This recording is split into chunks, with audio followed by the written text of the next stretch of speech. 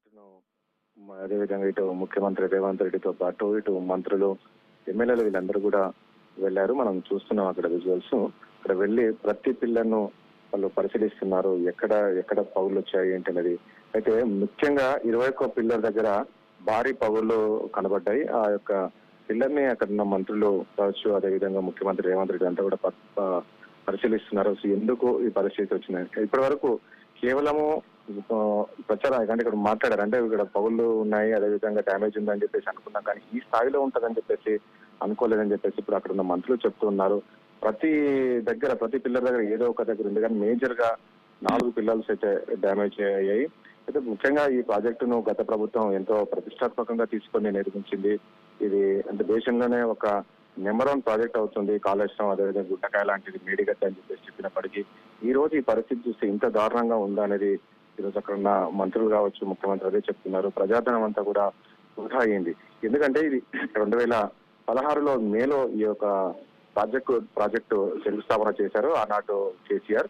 So అది 2 ఏళ్లలో పూర్తి చేశారు. 2019 లోపు ఈ యొక్క ప్రాజెక్టు పూర్తి చేశారు. దాదాపు ఈ యొక్క ప్రాజెక్టు వ్యయం వచ్చి కూడా 18,050 కోట్ల రూపాయల వ్యయంతో ఈ యొక్క ప్రాజెక్టు నిర్మించారు. కానీ 2 ఏళ్లను ఏదైతే శంకుస్థాపన చేసిన తర్వాత ఏదైతే మళ్ళీ ప్రారంభించారో ఆ సమయంలోనే పగులు వచ్చినట్టు కూడా ఈ రోజు విజిలెన్స్ ఎంక్వైరీ ఏదైతే చేశారో, అంటే ఈ ప్రభుత్వం వచ్చిన తర్వాత ఈ మేడిగడ్డ ప్రాజెక్టు సంబంధించి కూడా విజిలెన్స్ ఎంక్వైరీ చేసి ఇందులో చాలా భయంకరమైన నిజాలు బయటపడ్డాయి.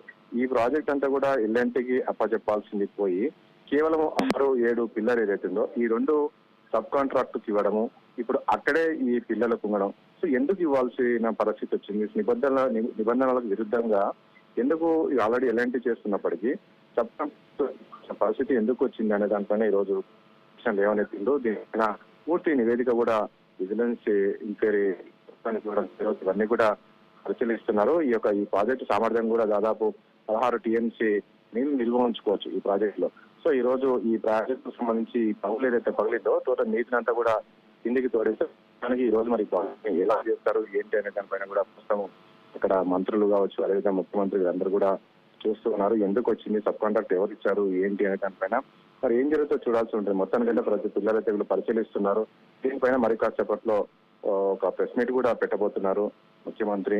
ఈ ప్రజాధనం ఏ రకంగా దుర్వినియోగం చేస్తారు, ఏం చేశారు, దీని వెనక ఎవరెవరు ఉన్నారు, ఎవరెవరు పాత్ర అనే దానిపైన కూడా చూస్తూ ఉన్నారు.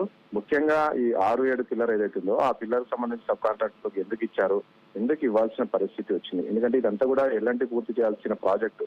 సో ఈ 2 పిల్లర్లను ఎందుకు ఇవ్వాల్సి వచ్చింది అనే దానిపైన కూడా ఇంకా పరిశీలిస్తున్నారు. దీని వెనుక ఎవరున్నారు ఏంటి అనే దాని కూడా 2 పూర్తి చేశారు. ఎందుకంటే ఇది ఎంతో ప్రతిష్టాత్మకంగా తీసుకున్న ప్రాజెక్టును మరి ఎందుకు 2 ఏళ్లలో పూర్తి చేయాల్సిన పరిస్థితి వచ్చింది? దాదాపు ఈ యొక్క ప్రాజెక్టు వ్యయం కూడా ఇంతకుముందు చెప్పినట్టు 18,050 కోట్లు పెట్టి ఈ ప్రాజెక్ట్ నిర్మిస్తున్నప్పుడు దీన్ని పూర్తిగా పరిశీలించాల్సి ఉంటుంది. అప్పట్లో ఇరిగేషన్ మంత్రి కూడా హరీష్ రావు ఉన్నారు.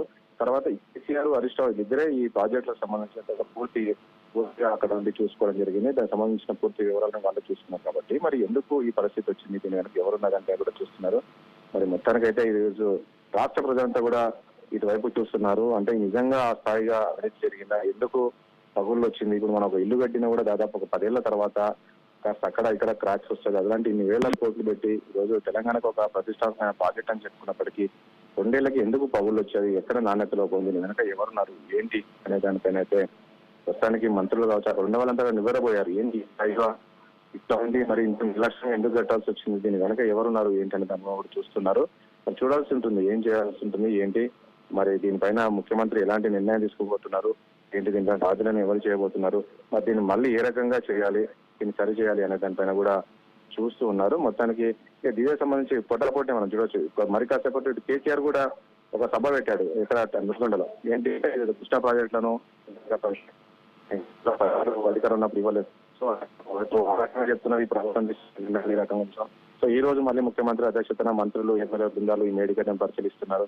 ఇవన్నీ కూడా ప్రజలకు తెలియాలని చెప్పి మేము వెళ్తున్నామని చెప్పేసి ఈ రోజు ముఖ్యమంత్రి చెప్తున్నారు. కాబట్టి ప్రతిదీ కూడా మేమేదో నోటి మాటలు చెప్పడం కాదు, అక్కడ ప్రతి పిల్లలు చూడాలి, ప్రతి ఒక్కరికి తెలియాలి ఏ రకంగా జరిగింది అవినీతి అనే దానిపైన ఈరోజు మేము వెళ్ళామని చెప్పేసి ముఖ్యమంత్రి చెప్తూ ఉన్నారు. పరిశీలిస్తున్నారు అక్కడ చాలా వరకు వచ్చారు కొంతమంది జనాలు, వీళ్ళందరూ కూడా ప్రజలు కూడా వెళ్ళారు అక్కడికి ఏం జరుగుతుంది ఏంటి అనేది. ఎందుకంటే మొన్నటి వరకు ఈ ప్రాజెక్ట్ పైకి ఎవరిని కూడా అనుమతించలేదు ఏం జరుగుతుందో. సో ఇదంతా కూడా చూస్తూ ఉన్నారు, ఆ ప్రాజెక్ట్ అంతా పరిశీలిస్తున్నారు. మరి ఏం చేస్తారు, ఏం చెప్తారు, ఇప్పుడు మరి కాసేపట్లో ముఖ్యమంత్రి అనేది ఇలాంటి నిర్ణయం తీసుకోబోతున్నారు ఈ ప్రాజెక్ట్ సంబంధించి అనేది కూడా తెలియాల్సి. మరి యాక్చువల్ గా మెయింటెనెన్స్ కూడా సరిగ్గా లేదు. ఈ ప్రాజెక్ట్ పూర్తయిన మెయింటెనెన్స్ కానీ ఎవరు కూడా సరిగ్గా పట్టించుకోలేదు. మెయింటెనెన్స్ లోపం కూడా స్పష్టంగా కనిపిస్తుందని చెప్పేసి, ఎందుకంటే ప్రారంభ సమయానికే పగుళ్ళు వచ్చాయి. 2 ఏళ్ళ ప్రాజెక్ట్ పూర్తి చేశారు బాగున్నట్టు, మరి ప్రారంభ సమయంలో పగులు, మరి ఎందుకు దీన్ని మెయింటెనెన్స్ పట్టించుకోలేదు ఎందుకనే దానిపైన కూడా ప్రస్తుతం ఇదంతా కూడా ఇప్పుడు ఆ రోజు ఇక్కడ మంత్రులు వీళ్ళందరూ కూడా చర్చించుకుంటారు. అది చూడొచ్చు మనం అక్కడ చూస్తే ముఖ్యమంత్రి ఆ పగుళ్ళ దగ్గర అంతా కూడా చూస్తున్నారు. దాదాపు ఒక మనిషి ఆ పగులు మనిషి అవుట్సైడ్ వెళ్లే విధంగా ఆ రకంగా పగులు విజువల్స్. సో ఈ ప్రాజెక్ట్ కట్టారు ఏంటనే చూడాల్సి ఉంటుంది. ఆ ముఖ్యమంత్రి కూడా చూస్తూ ఉన్నారు.